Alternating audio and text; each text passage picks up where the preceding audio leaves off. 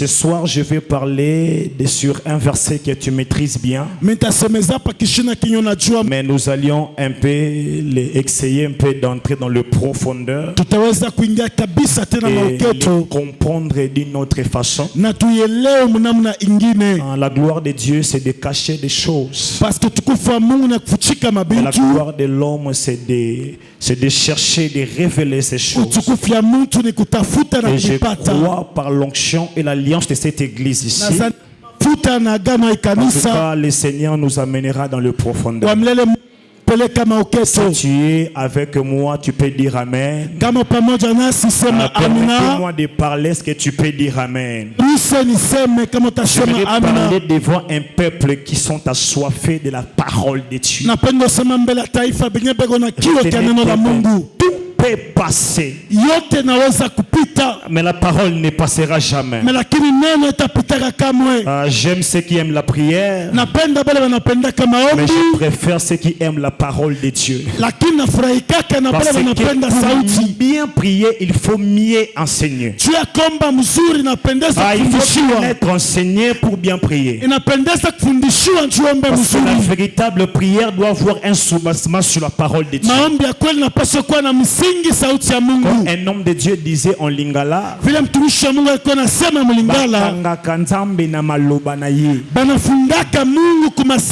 une prière qui est faite sur la parole de Dieu, elle est une prière qui oblige Dieu à agir. Mon thème de ce soir, je parle sur les 3 miracles inédits de la vallée. Je vais encore les répéter. Les 3 miracles inédits de la vallée. Permettez-moi d'abord de lire les Écritures. Je suis dans le livre d'Ézéchiel, un prophète que j'aime bien. Un chapitre 37, le verset 1 à 7. Ézéchiel 37, 1 à 7. Je lis la parole de Dieu. En tout cas, merci pour cette attitude ici. Je peux lire ensemble avec vous. La Bible dit ceci. La main de l'Éternel reposait sur moi. Et l'Éternel m'a transporté par son esprit pour me déposer au milieu de la vallée. Celle-ci était remplie d'ossements. Il m'a fait passer près d'eux. Tout autour, j'ai constaté qu'ils étaient très nombreux sur le sol de la vallée. Qu'ils étaient complètement secs. Il m'a dit, fils de l'homme, ces os pourront-ils revivre? Je répondis, Seigneur, Éternel, c'est toi qui sais. Puis il m'a dit, prophétise sur ces os. Tu leur annonceras au sommet desséché. Écoutez la parole du Seigneur. Voici ce que dit le Seigneur. L'Éternel a dit à ses eaux, je vais faire entrer un esprit en vous et vous vivrez. Quelqu'un d'abord peut dire, je vais faire entrer un esprit en vous et vous vivrez. Quelqu'un peut dire, je vais faire entrer un esprit en vous et vous vivrez. Amen. 6. Je vous donnerai des nerfs. Je ferai pousser sur vous de la chair. Je vous recouvrirai des peaux. Je mettrai un esprit en vous et vous vivrez.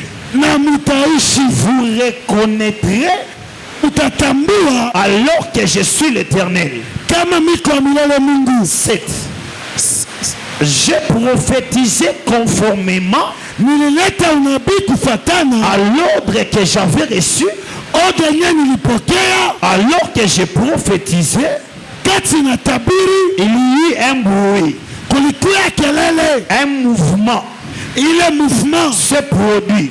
Et les os se sont rapprochés les uns des autres. Parole du Seigneur. Est-ce que nous pouvons acclamer d'abord la parole de Dieu? Je disais ceci. Je suis en train de parler sur les 3 miracles inédits de la vallée. Nous venons de lire un texte de la Bible que vous connaissez peut-être bien, que vous lisez souvent. Mais le Saint-Esprit nous a mis à cœur cette parole pour que nous venions partager cette pensée avec vous. Alors j'aimerais bien vous demander que la pluie ne nous plonge pas dans la distraction, afin que nous puissions partager cette pensée de l'Éternel. Est-ce que quelqu'un d'abord peut répéter avec moi les 3 miracles de la vallée? Les 3 miracles de la vallée. Une fois encore. 3 miracles de la vallée. Dernière fois. Les 3 miracles de la vallée. Je pense que ces miracles seront aussi ton partage ce soir au nom de Jésus. Je ne parle pas de guérison, mais je parle des miracles ce soir. Beaucoup de gens se poseront peut-être la question. Ils diront pourquoi est-ce qu'ils parlent de la vallée. J'aimerais dire ceci à l'église ministère Fongola Lola. Que la vallée n'est pas faite pour tout le monde. Mais la vallée elle est réservée pour les catégories de personnes qui sont appelées à la grande destinée. Ceux qui commencent par la vallée finissent toujours grands dans leur destinée. Peut-être que tu peux me demander la vallée c'est quoi? Je vais te donner une définition brève. La vallée veut dire tout simplement difficulté, désespoir, désespoir, difficulté, peine, ce qui fait mal, ce qui bloque, ce qui n'avance pas. C'est de cette manière que je définis de manière brève la vallée. Comment est-ce que un mot qui fait allusion avec la difficulté peut sortir un miracle? Comment est-ce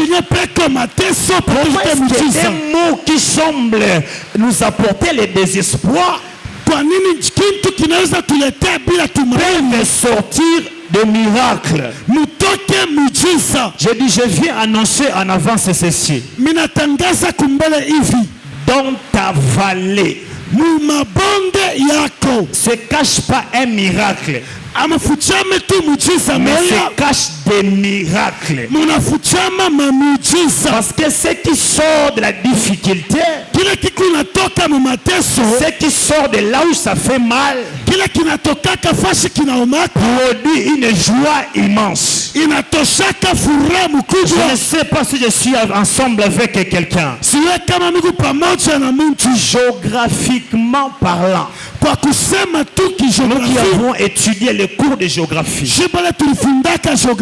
on ne peut pas traverser une vallée et retrouver une autre vallée de l'autre côté.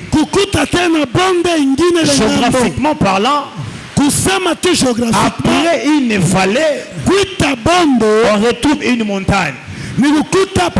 Après une montagne, c'est alors qu'on retrouve encore une autre vallée. C'est pour cela que ce n'est pas en vain.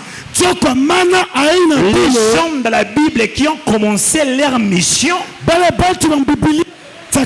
la difficulté, ils ont fini par apparaître dans la gloire. Ils ont fini par se révéler encore sur une montagne. Le commencement et le début du ministère de Moïse n'était pas facile. Nous avons reçu la grâce, le privilège de commencer un ministère à Lubumbashi et d'avoir un peuple comme vous. La mission c'était de vous gagner comme âme, de vous amener à l'église.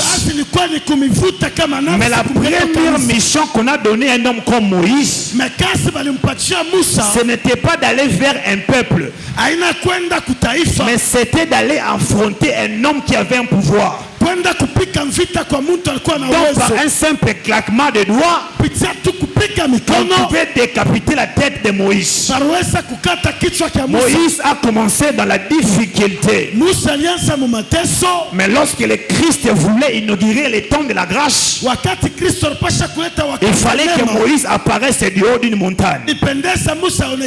J'aimerais dire ceci à quelqu'un: tu ne finiras pas ta vie sur la terre en bas.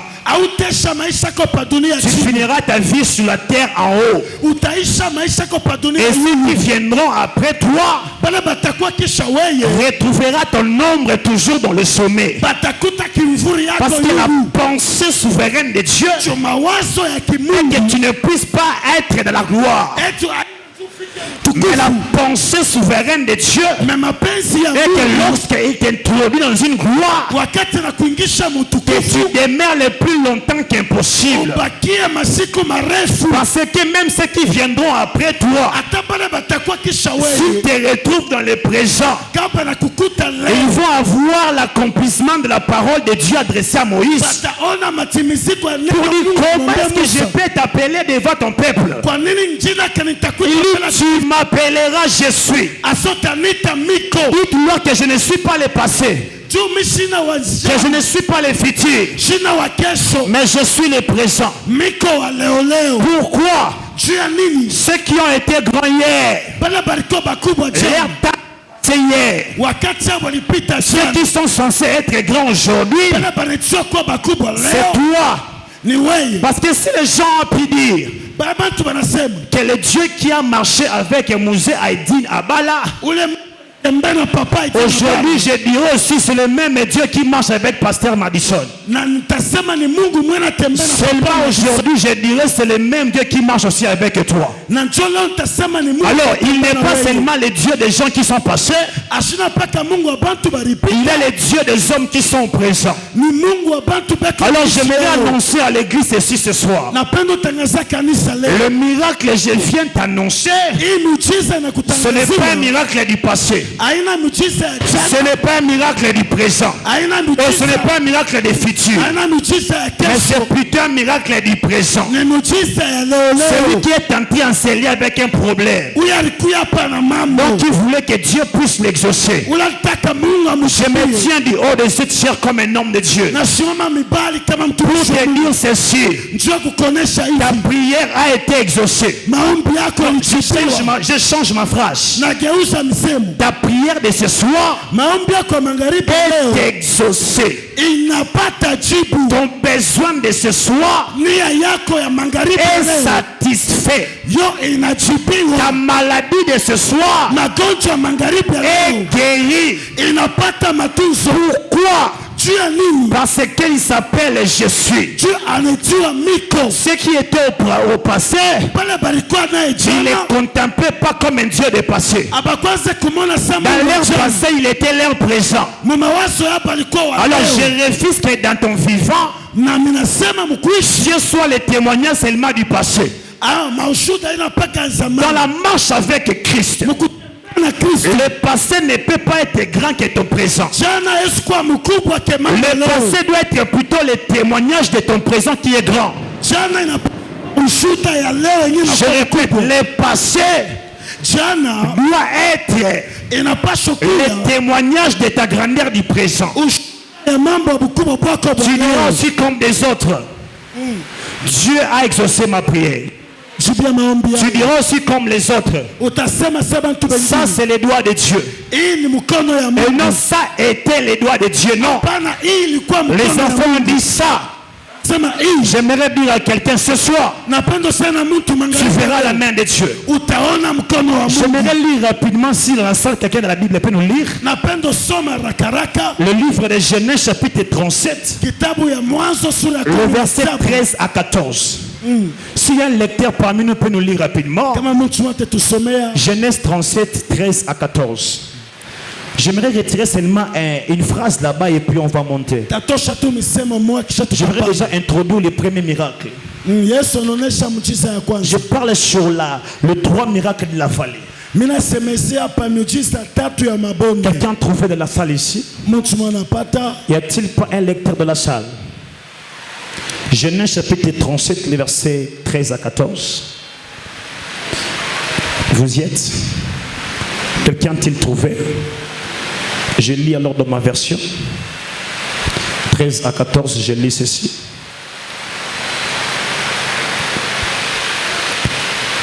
Israël dit, c'est Jacob qui dit ici. Israël dit à Joseph, tes frères ne s'occupent-ils pas du troupeau à Sichem? Vas-y, je vais t'envoyer vers eux. Il lui répondit, mais voici, Israël lui dit, va donc.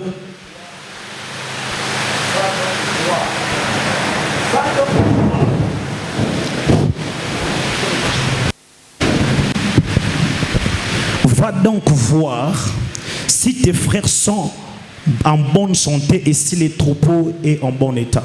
Tu me rapporteras des nouvelles. Il les fit ainsi, écoutez-moi, dans ma Bible on a mis ça entre guillemets. Il les fit ainsi partir de la vallée d'Hébron. Joseph se rendit à Sichem. Amen. Amen. Cette phrase avait introduit Joseph dans le commencement de sa destinée. Parce que c'est cette sortie ici qui a permis à Joseph de partir pour ne plus revenir. Mais lorsque son père, ma Bible à moi ne parle pas de Jacob, mais il précise Israël dit. Jacob c'était le côté humain de l'homme. Mais Israël était la partie one de Dieu comme identité de Jacob. Il envoie son fils Joseph. Il lui introduit dans sa destinée. Mais la Bible dit qu'il les fit ainsi partir. Pas n'importe où. Joseph a commencé là où il y avait la vallée. En d'autres termes, il voulait dire ceci. Cette destinée qui est grande au devant de toi, tu ne peux que le réussir si tu le commences que dans la faiblesse. J'aimerais dire ceci à quelqu'un ce soir. Que personne ne méprise tes commencements faibles. Que personne ne méprise tes commencements faibles. Personne ne méprise le commencement faible de cette église. Il est possible que demain vous achetez ici que l'école de ménage d'ici. On ne limite pas Dieu. Pour l'intérêt de l'œuvre de Dieu, Dieu peut faire disparaître cette école enseignée ici. Et il vous permet de construire un grand temple. Pour ceux qui écrivent, écoutez maintenant. Premier miracle. Le miracle par les décombres. Le miracle par les déchets. Le miracle par les déchets. Vous serez d'accord avec moi. Le texte qu'on a lu avec vous ici, Dieu n'a pas recréé les ossements. Il il a commencé avec les ossements qu'il avait trouvés. En d'autres Dieu, il a commencé avec les déchets qui restaient des humains. Dieu a commencé avec les petites parties qui restaient des humains déjà morts. J'intitule ça le miracle du déchet. J'aimerais dire ceci à l'église avant de monter. Dieu ne va pas venir recréer la bénédiction dans ta vie. Il va commencer avec ta force là qui est faible. Il va commencer avec ton faible commencement. Il va commencer avec les petites réserves qui demeurent encore en toi. Alors ne permets jamais dans la vie que le diable puisse tout te prendre.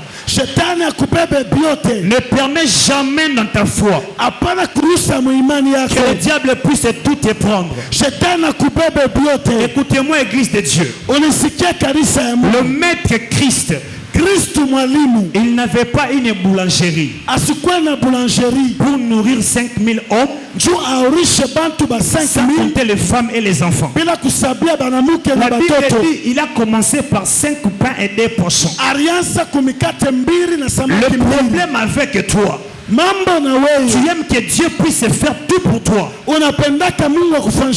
que tu as et ce que tu peux faire, Dieu ne le fera pas pour toi et Dieu ne te le donnera pas. Dieu a plutôt besoin ce soir que tu lui présentes ce que toi tu as, afin qu'il puisse commencer la multiplication par rapport à ce que toi tu as.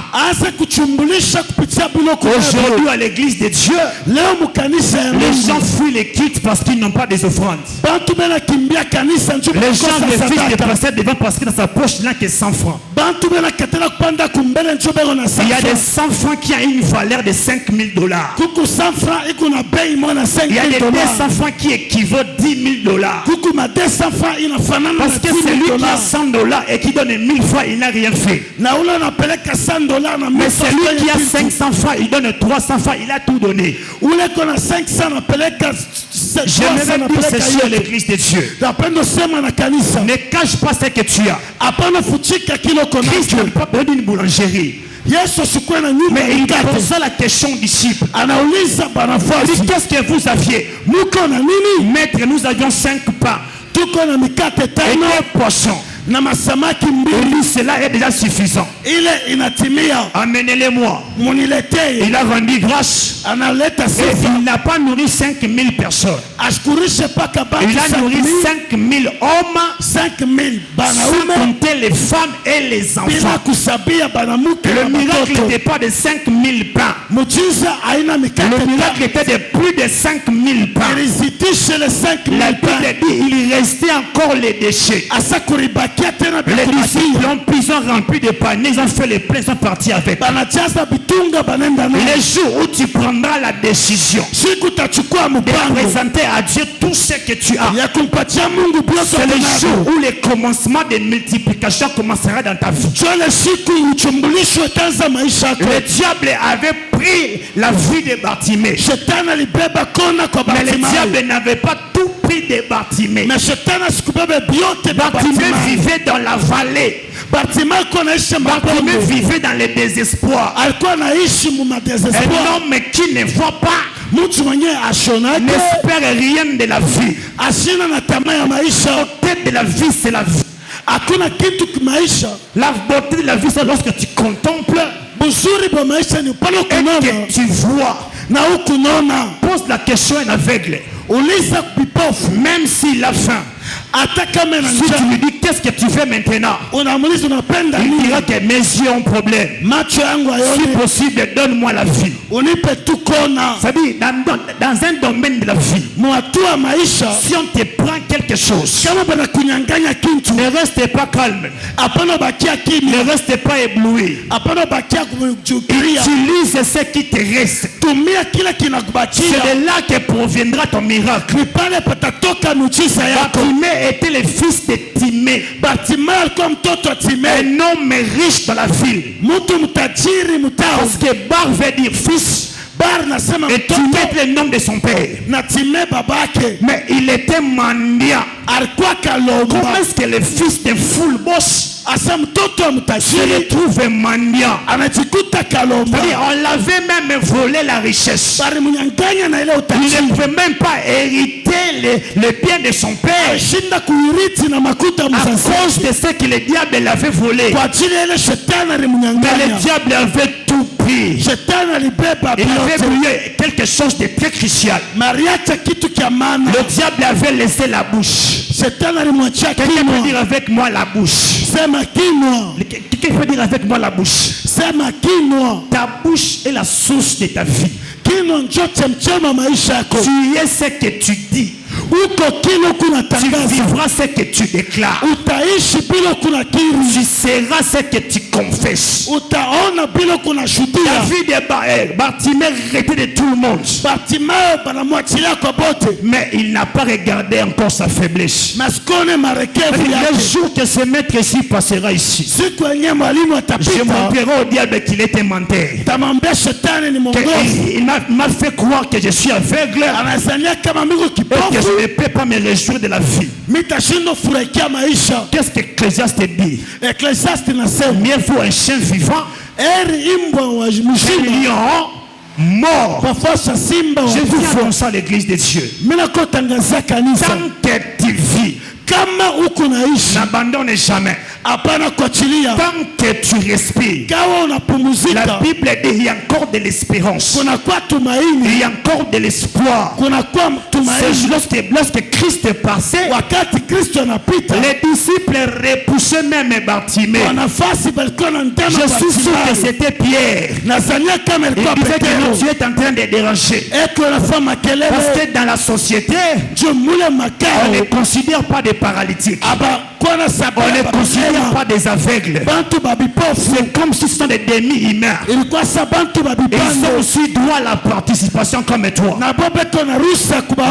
Même si ceux qui entourent le maître l'empêchaient d'arriver, il a utilisé l'élément créateur. Il dit fils de David. Il a crié si fort qu'il pouvait. Christ ne marchait jamais seul. Il était toujours accompagné d'une foule. Je vais dire ceci à quelqu'un. C'est bien, nous sommes nombreux. Est-ce que ta voix bouge les oreilles de Dieu? Est-ce que lorsque tu pries, tu es sûr que Dieu t'écoute? Aujourd'hui, les chrétiens ont honte de prier pour que les voisins vont entendre ses prières. N'aie jamais honte de ton infirmité. Même si tu ne sais pas parler le français, Dieu n'est pas français. Même si tu ne connais pas le Swahili, Dieu n'est pas Swahili. Utilise ce que tu as. Utilise les déchets que tu as. Si tu connais le Kikongo, crie à l'éternel en Kikongo. Parce qu'une prière dont ton propre esprit ne comprend pas les mots, Dieu ne peut pas les comprendre. Il y a d'aujourd'hui les enfants de Dieu, ils aiment de gros mots à l'église. Jésus. Amen. Amen. Seigneur, tu es le lys de la vallée. Et Mungu. Frère, qu'on dit d'abord Amen. Qu'est-ce que c'est le lys de la vallée? Il ne sait pas l'interpréter. Parce qu'il a entendu un homme dire ça. Lui, s'il fait le répéter dans sa prière. Prends ta Bible. Regarde là où c'est écrit le lys de la vallée. Prends la Bible de la langue que tu comprennes bien. Regarde maintenant, qu'est-ce que le lys de la vallée veut signifier ici? Ne dis pas seulement pour dire. J'entends un frère dire, Seigneur, tu es le relief, tu es le mangrove de ma vie. Nous ne sommes pas la géographie ici à l'église. Dis des choses que toi-même tu comprends. Dis des choses que toi-même tu comprends. C'est des choses que je suis en train de parler. Si je connais dire seulement des phrases en français, frère, je me limite par là. Je ne dirai pas 3 mots. Seigneur Jésus, je te dis merci. J'entre en Swahili. Amen. Amen. On n'est pas complexé à l'église. L'église n'est pas un lieu de complexité. On n'a pas honte à l'église. À l'église, on apporte sa honte pour que Dieu puisse les ôter. Combien parmi vous sont prêts à dire à des seigneurs, hier je n'ai pas mangé à haute voix en prière? Combien peuvent dire à Dieu, Seigneur, j'ai marché à pied pour venir ici et puis j'ai fait tomber les œufs d'autrui mais je n'avais pas l'argent pour prier? C'est des choses que je parle là. Les jours que tu vas parler avec tout franchi. C'est ce jour-là que tu vas déclencher les miracles du déchet. Bartimée utilisait les seuls éléments qui lui restaient. Parce que c'est avec sa bouche qui lui permettait de mendier. Donnez-moi 5 francs. Donnez-moi 10 francs. C'est le seul élément qui lui faisait manger. À la croix, le diable a pris les pieds de Christ. Et il a cloué devant tout le monde. Il a pris les bras de Christ. Il a cloué devant tout le monde. En d'autres termes, Christ n'avait pas la force de justifier même les voleurs comme ça. Parce qu'il y avait quelqu'un qui l'énervait à côté là-bas. Quelqu'un qui parlait mauvais contre lui. Et quand un humain, s'il n'avait pas la cour, il allait prendre une gifle. Mais les mains étaient liées. Mais il y avait une seule chose, que le diable n'est pas cloué à la croix. Et cette chose-là a fait entrer les brigands au paradis.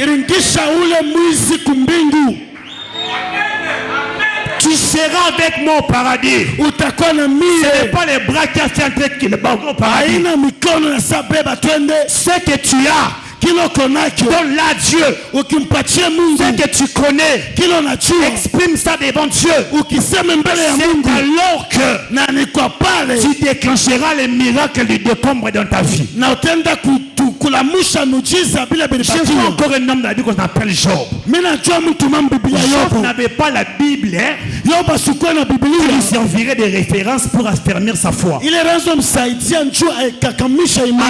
À l'époque de Job, la Bible n'existait pas. Celui qui a écrit Job, c'est Moïse. Inspiré à la montagne. Job ne connaissait pas Abraham. Job ne connaissait pas Esther. Les chrétiens d'aujourd'hui, ils ont toujours besoin d'une parole de réconfortement pour lui permettre de motiver à prier. Ça, c'est entre nous. Est-ce que vous êtes sûr? Pour que toi tu dises merci à Dieu, il faut qu'on te rappelle qu'il y a quelqu'un au commun qui ne sait pas acclamer.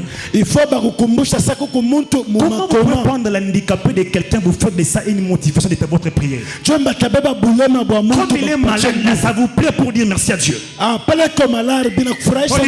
Bien aimé, pendant ce moment, il y a des gens qui sont dans des hôpitaux, ils n'ont pas la voix pour dire merci à Dieu. Vous faites souffrir les modérateurs église de Dieu. Lorsqu'on dit prier, prier. Poussez au modérateur de chercher des éléments, prendre l'infirmité des autres, vous donner comme élément de motivation. Alléluia.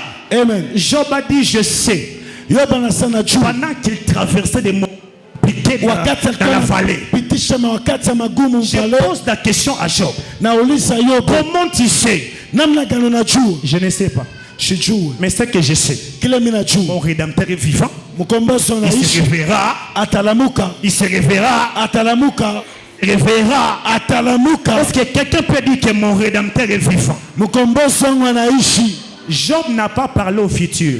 Il y a des je saurai. Soit je savais. Il a parlé du président. Le problème avec vous, les jours que tu as seulement un problème. Mon frère, dès que mon temps arrive, tu me fais signe. Même ça, je vais comprendre. Les jours que vous avez un problème, il faut que tu cherches même une gloire de ton passé. Pour qu'on puisse te rappeler, que tu puisses évoluer. Ce n'est pas ça, bien-aimé. Il faut savoir défendre Dieu dans ton présent. Je passe rapidement. Deuxième point. Le miracle du pouvoir discrétionnel de Dieu. Le miracle du pouvoir discrétionnel de Dieu. Écoutez-moi très bien. Si vous lisez le verset 8 de ce qu'on a lu sur Ézéchiel, vous allez comprendre que les prophètes, il a vu les os, il a vu la chair, il a vu les nerfs, il a vu comment est-ce que la personne s'est même réveillée, il a vu comment ils sont devenus une armée. Il y avait un élément que les prophètes n'avaient pas vu. Il n'a pas vu le sang. Un corps sans le sang est un corps inanimé. Dans la Bible, il n'y a pas des erreurs. Dans la Bible, il n'y a pas de fautes. Tout ce qui est dans la Bible a une explication dans la Bible. La Bible s'explique elle-même. Maintenant, c'est que Dieu dit à ses prophètes. Il a dit, je ferai naître la chair sur ses os. Je pousserai les nerfs. Je mettrai mon esprit. Dieu a directement sauté et il vivra. En d'autres termes, le prophète qui prophétisera sur votre vie ne verra pas tout sur votre vie. Parce que le jour où il vous dira tout, Dieu ne sera plus Dieu. Parce que Dieu aime cacher certaines choses pour lui seul. Dieu aime garder certaines choses pour lui-même. Vous provenez les chants. C'était le pouvoir discrétionnel de Dieu. C'était le pouvoir discrétionnel de Dieu. Je voudrais dire ceci à quelqu'un. Ce que Dieu fera avec toi, personne ne saura. Ce que Dieu commencera avec toi, personne aura l'œil de le décrire. Ce que Dieu commencera avec ta vie, personne ne la comprendra. Pourquoi? Parce qu'il est Dieu et il ne partage sa gloire avec personne. Écoutez-moi maintenant cet exemple ici. Moi je peux dire le prophète Joseph. Il a été envoyé au parti de la vallée. Mon frère, comment tu t'appelles, le pianiste? Pardon? Daniel, Papa Daniel. Joseph a vu la prosternation de toute la famille devant lui. En d'autres termes, il a reçu de Dieu la grande prophétie qui avait formé sa destinée. C'est après ce jour-là que Jacob a pris une tunique avec plusieurs habits et puis il a mis sur lui. Ce n'est pas notre sujet de ce soir. Mon sujet, c'est la vision que Joseph avait vue. Si Joseph avait tout vu, le jour où son père lui allait l'envoyer à partir de la vallée, papa, je ne partirai pas, va seul. Comment tu peux envoyer un enfant dernier de la famille aller chercher les aînés? Ça n'a pas de sens. C'est eux de veiller sur moi, pas moi de veiller sur eux. Mais la puissance de la vision qu'il avait a fait de lui sentinelle de sa famille. Il a été envoyé. Il est parti. Il a vu la chair, je peux dire comme ça. Il a vu les nerfs. Il a vu l'esprit entrer vivre. Joseph aussi n'avait pas vu le sang. Le sang était quoi? Joseph n'avait pas vu la citerne dans sa vision. Joseph n'avait pas vu les marchands d'esclavagisme dans sa vision. Si vous me prenez seulement moi, vous me montrez que là où tu pars, on va te jeter au jeter. On va te vendre pour devenir esclave. Mon père avait des troupeaux, j'allais rester, ne pas mourir de faim. Comme n'était pas pauvre, Dieu lui a gardé chez là. C'est ça le pouvoir discrétionnel de Dieu. J'aimerais encore plus loin. Jacob a vu la prosternation de la famille, toute la famille. Mais il n'a pas vu la femme de Potiphar. Il n'a pas vu la prison. J'aimerais dire ceci à quelqu'un. Les sorciers peuvent essayer de décrire votre avenir. Ils ne verront pas les sangs. Il y a des choses de ta destinée. C'est le seul domaine de Dieu. On ne vous trompe pas avec l'enseignement que la sorcellerie peut tout voir. Faux. Archi faux. Il y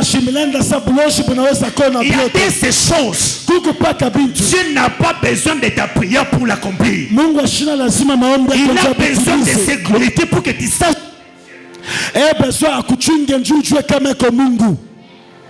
Amen.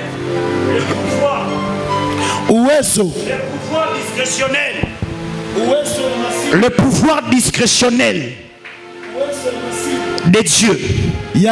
J'aimerais aller rapidement. Mon troisième point, je vais clôturer par là. Le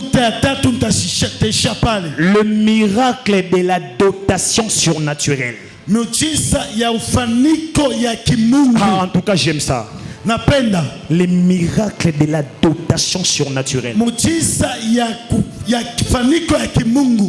Si je prends le frère Daniel comme il est là, comme seulement il est habillé, il se tient ici devant, il dit à l'église, je suis avocat. Qui va croire qu'il est avocat? D'autres vont croire. D'autres vont dire qu'est-ce qui prouve qu'il est avocat. Mais les jours où on va le voir avec la toge noire, même s'il n'est pas au parquet, il passe en cours de route, les gens diront que non, ça c'est un élément de la justice. En d'autres termes, la dotation de Dieu vous identifiera devant le monde. Le revêtement de Dieu redonnera votre véritable identité. Ça ne dépendra plus de la vie des gens.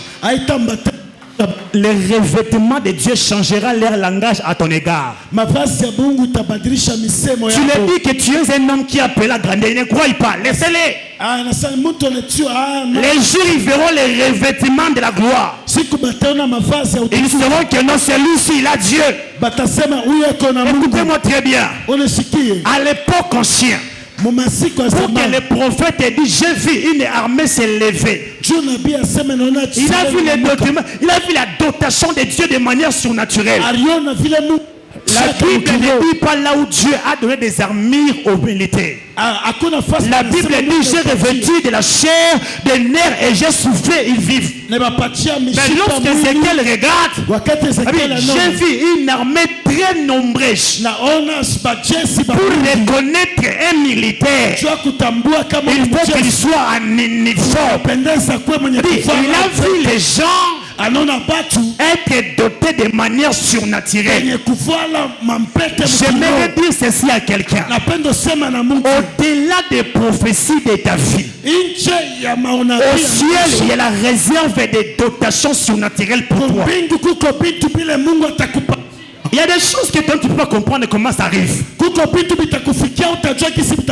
n'as pas étudié. Mais on te dit que c'est toi qui vas tenir ta famille. Le reste ne te regarde pas. Ce qui te regarde, mon frère, le revêtement de Dieu. Je prie ce soir que Dieu puisse vous revêtir surnaturellement au nom de Jésus. Que la robe qui était prévue pour toi, je te la donne au nom de Jésus. Je dis au nom de Jésus. Je dis au nom de Jésus. Le revêtement n'a pas demandé une prière ni les prophéties par ordre. Ézéchiel n'a pas prophétisé pour les revêtements. Il a contemplé les revêtements. Les gens devaient vivre en notre temps, ils devaient être nus.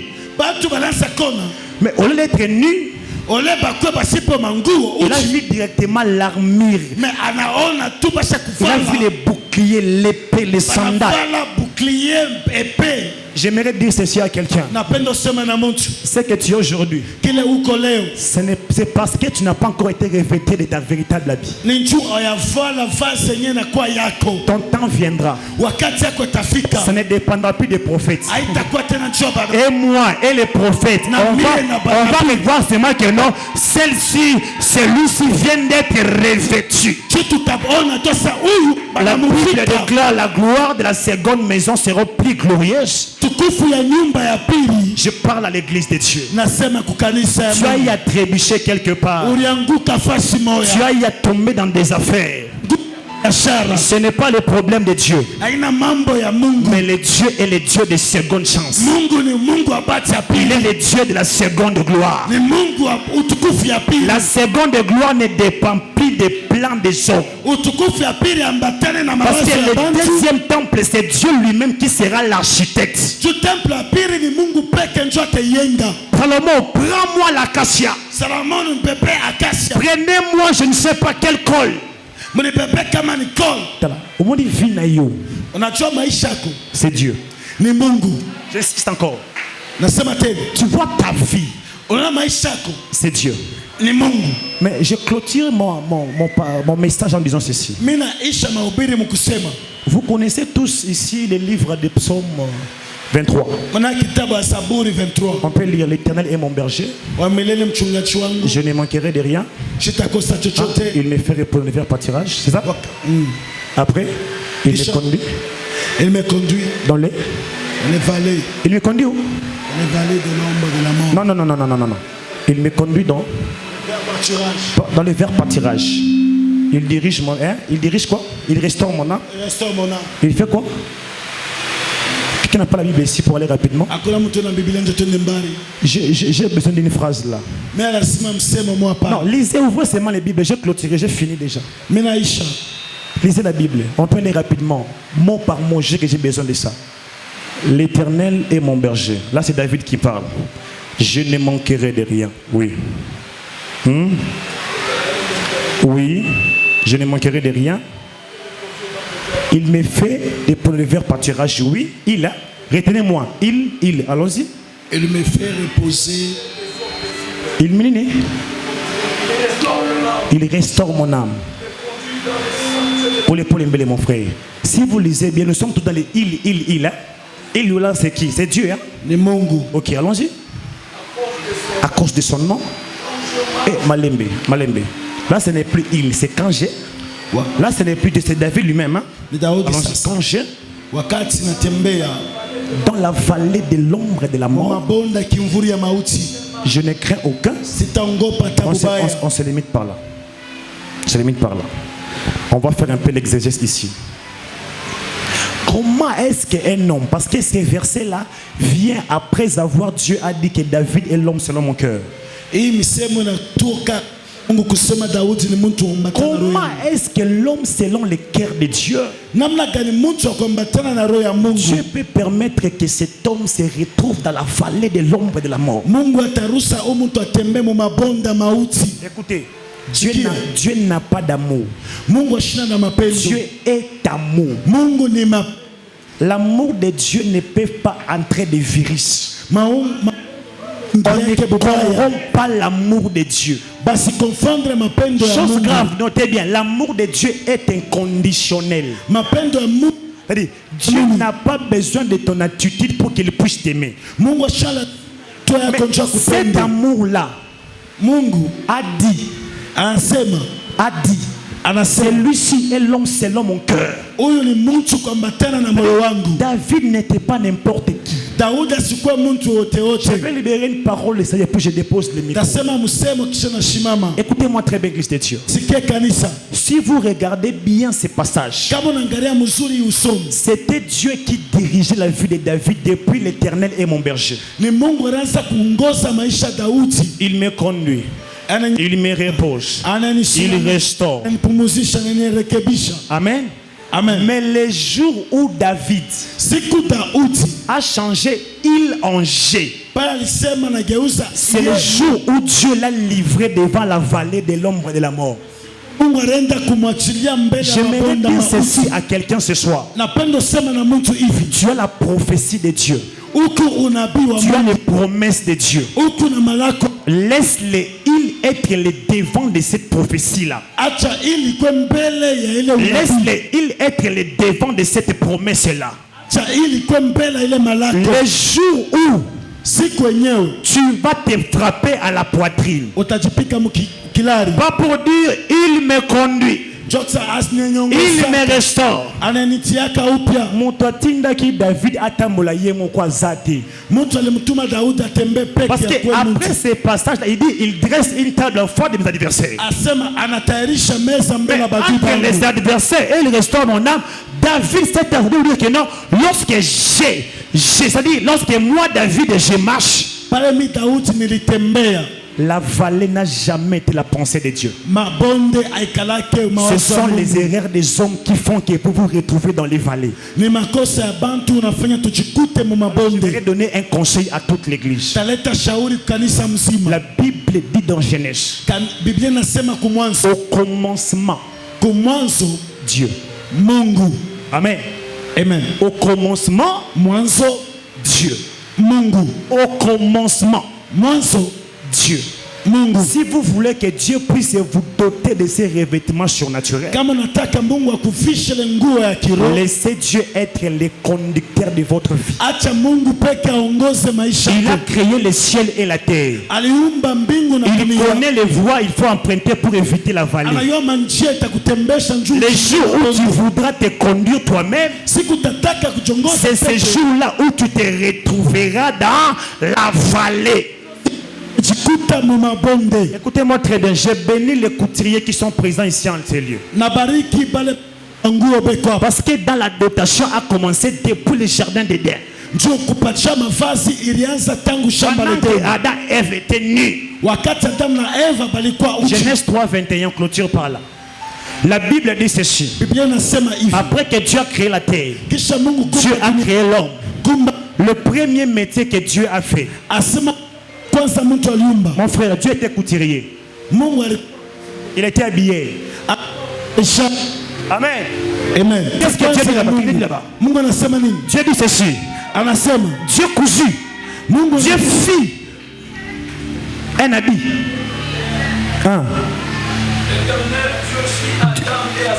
Dans ma version, on dit Dieu cousu. D'habit de peau. Amen. Amen. C'est-à-dire, Adam et Ève étaient nus. Dieu s'est fait couturier. Je suis sur mon papa. Dieu avait dit, Adam, lève-toi. Tchaloko. Ça te va? Non. Il s'assère un peu. On lève. Dieu continue encore à coudre. C'est pour cela que vous voir les couturiers, on est privilégié sur la vie. Amen. Que Dieu te bénisse. Que Dieu te bénisse. Que qu'il bénisse ta parole de ce soir. Que Dieu te bénisse.